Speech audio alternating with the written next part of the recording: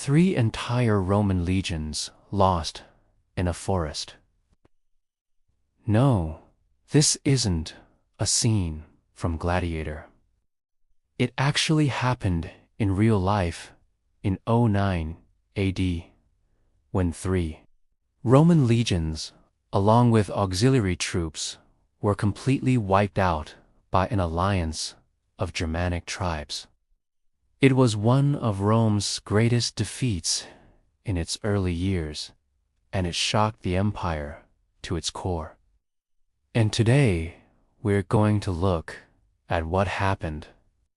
But first, if you haven't already, be sure to subscribe for more videos like this one. Thanks so much.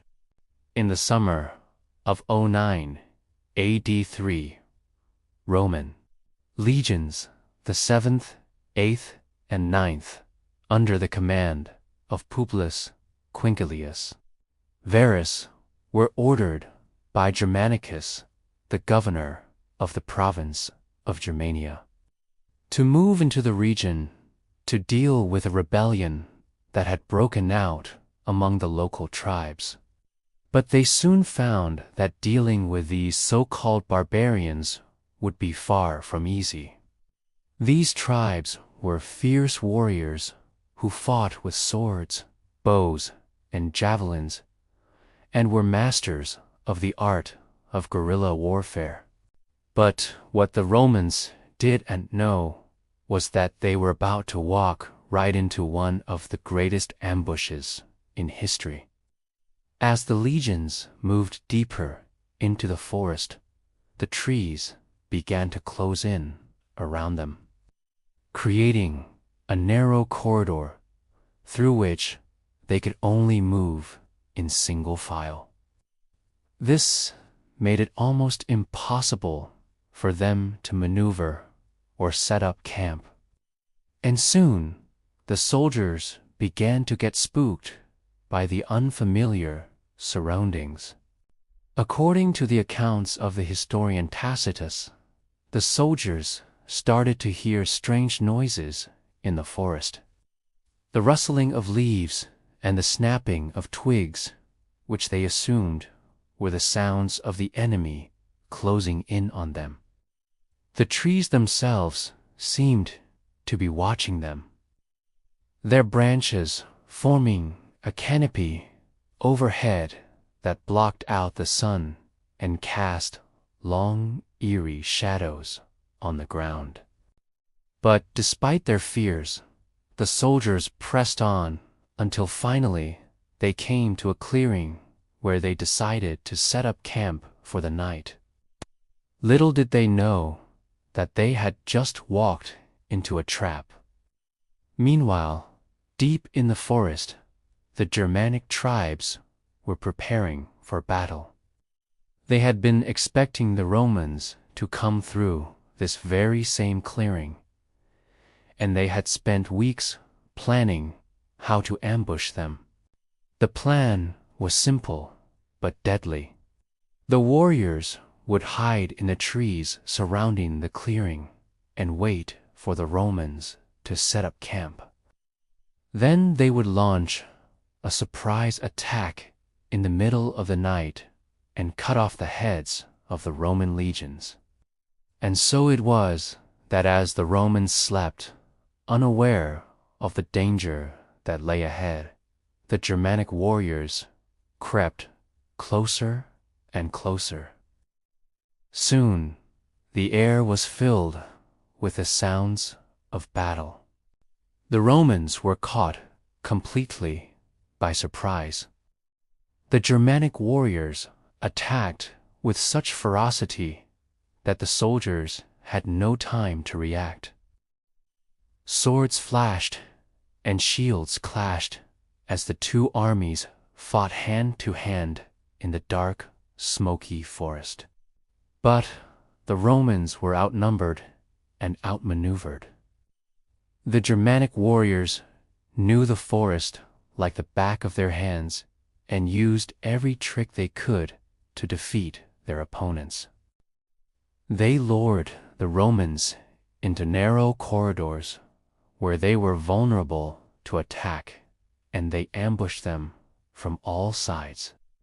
It was a massacre. The Roman legions, once proud and invincible, were torn to pieces by the Germanic warriors. The ground was soon littered with the bodies of soldiers, both Roman and Germanic. But the worst was yet to come. As the battle raged, the Germanic warriors closed in on the Roman camp, killing everyone they could find, including the wounded and unarmed. They looted the camp, taking food and supplies with them, and then they disappeared into the forest, leaving the Romans to die. By the time the sun rose the next morning, 3 entire Roman legions were dead, along with several auxiliary units. The total number of casualties is believed to have been around 20,000 men. It was one of the most devastating defeats in Roman history. So, how did this happen? How could 3 whole legions, supposedly the most powerful fighting force in the ancient world, be wiped out by a bunch of Germanic tribesmen? Well, first of all, it's important to remember that the Romans were fighting in a foreign land, and these lands were not used to fighting open field battles. The Germanic tribes were also masters of guerrilla warfare, and they used every trick they could to defeat their opponents. Additionally, the Romans were fighting with one hand tied behind their back, so to speak. They were in unfamiliar surroundings, and they were unable to use their superior numbers to their advantage. In fact, their large numbers may have actually worked against them, making it harder for them to maneuver in the dense forest.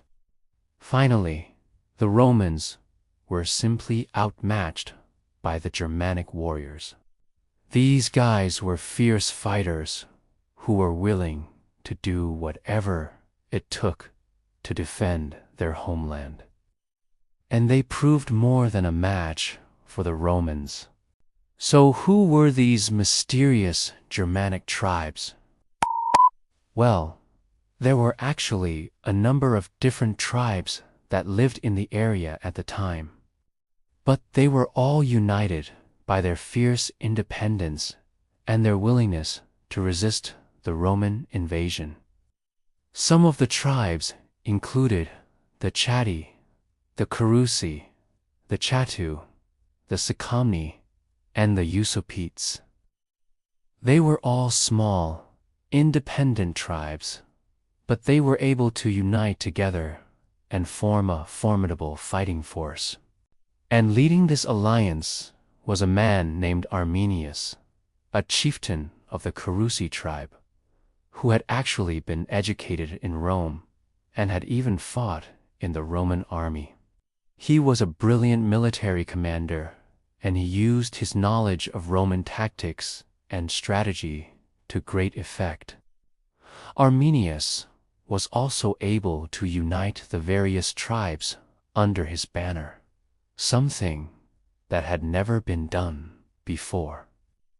He was a charismatic leader, and he was able to inspire his people to fight for their freedom and independence. Under his leadership, the Germans were able to defeat 3 entire Roman legions, inflicting one of the worst defeats in Roman history. So what happened after the battle? Well, the Germanic tribes went on to win several more battles against the Romans, and it was clear that the Germans were not going to accept Roman rule. This led to the end of the Roman campaign in Germania, and the Romans were forced to withdraw from the region. As for the survivors of the battle, well, some of them were able to escape into the forest and make their way back to Roman territory. Others were captured by the Germans and held for ransom. And still, others simply died in the battle, their bodies left to rot in the forest. The news of the disaster spread quickly throughout the Roman Empire, and it caused a sensation. The Romans had always considered themselves to be invincible in battle, and the idea that 3 entire legions could be wiped out by a bunch of barbarians was simply unthinkable. In fact, the news of the disaster was so shocking that it was suppressed for many years. The Emperor Augustus, who was the uncle of the murdered Varus, tried to cover up the disaster and downplay the significance of the loss. He ordered the surviving generals to lie about what had happened and to say that the legions had simply gone missing. But the truth eventually came out, and the Romans were stunned.